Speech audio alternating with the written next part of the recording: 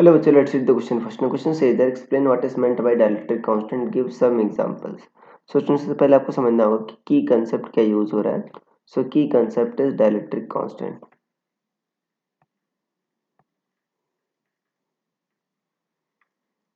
Dielectric constant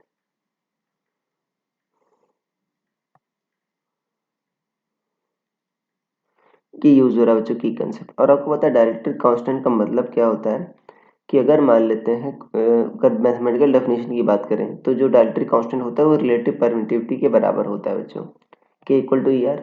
ये क्या होता है? Permittivity of medium divide by permittivity of free space या परमिटिविटी ऑफ मीडियम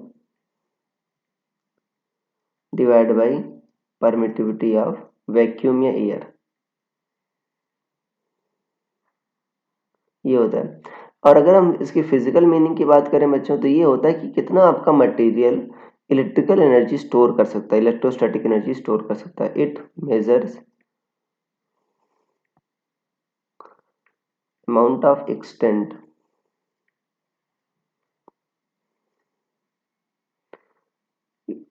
या it represents amount of extent to which, ऐसा कह सकते हैं बच्चों, it represents extent to which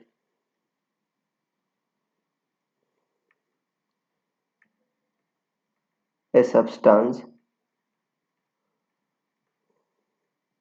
can store electrostatic energy.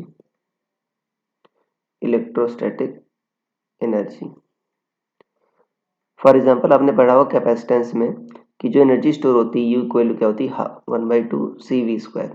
और जो सी होता है बच्चों वो क्या होता है के epsilon not a by D. Right.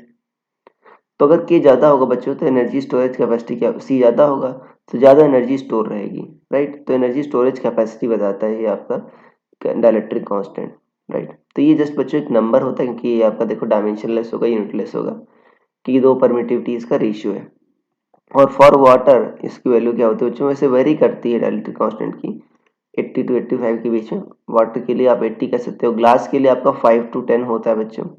तो ये आपका डाइलेक्ट्रिक कांस्टेंट का एग्जांपल हो गया. So I hope you understood it well. Best of luck.